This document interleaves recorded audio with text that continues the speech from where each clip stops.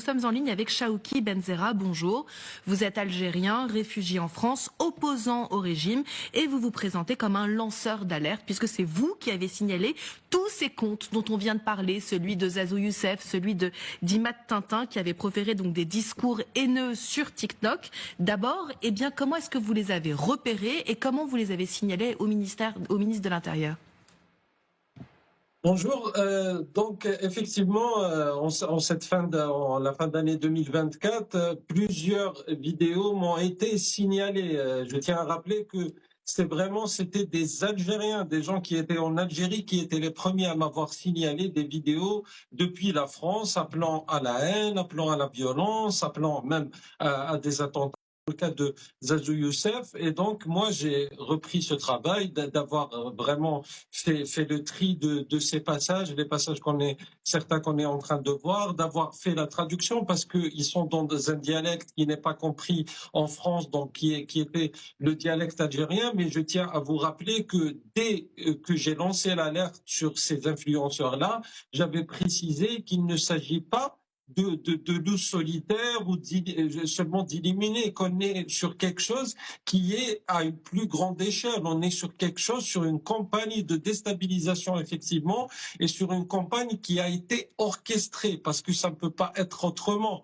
Même si on a commencé par des petits profils, d'un Zazu Youssef suivi par plus de 400 000, mais c'était pas quelqu'un qui parlait de politique, mais qui avait repris un discours ambiant, un discours surtout complotiste, un discours qui revenait souvent sur la question coloniale, sur un discours qui a été diffusé par le régime algérien, pour dire, par exemple, par le président algérien en la fin d'année 2024 devant le Parlement, on vous déteste en France et que vous allez revenir un jour ou l'autre dans le pays. Le président algérien sait très bien que ces jeunes-là ne vont pas revenir en Algérie, mais c'était pour leur dire que justement la France, ex-puissance coloniale, est en train de viser l'Algérie. On était aussi sur des discours un petit peu complotistes. L'agence de presse officielle algérienne qui disait France macronito-sioniste, médias français sionistes dans leur intégralité.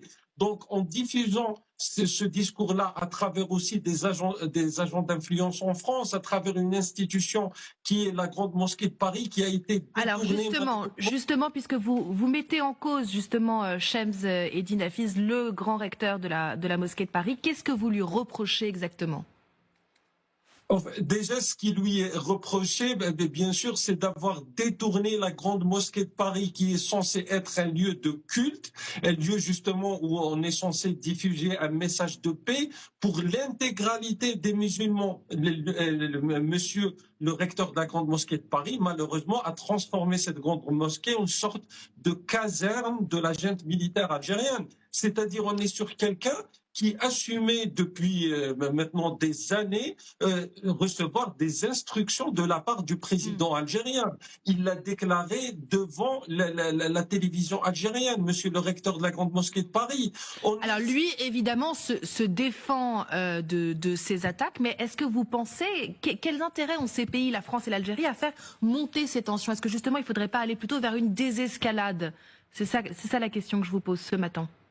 En fait, la désescalade, elle n'arrivera jamais s'il n'y a pas de rapport de force qui est engagé justement par la France, que ce soit sur le plan notamment diplomatique, mais sur le plan de mesures fortes. Le régime algérien ne reconnaît pas, parce que quand il y a eu par exemple des discours de la part du ministre des Affaires étrangères français qui parlait du fait qu'il voulait se rendre à Alger, mais on ne lui a pas répondu. Sauf que le régime algérien, ce genre de discours, il les prend comme une faiblesse de la part de la France, et d'ailleurs c'est utilisé devant l'opinion publique algérienne pour dire voilà, regardez cette France qui s'agenouille, on a humilié la France. C'est le discours qui est répandu en Algérie. Donc s'il n'y a pas un rapport de force qui est engagé, s'il n'y a pas des mesures fortes, que ce soit sur l'accord de 68, que ce soit sur les visas diplomatiques, que ce soit aussi d'agir, par exemple, comme ça a été le cas devant le Parlement européen par rapport à cette résolution pour condamner le régime.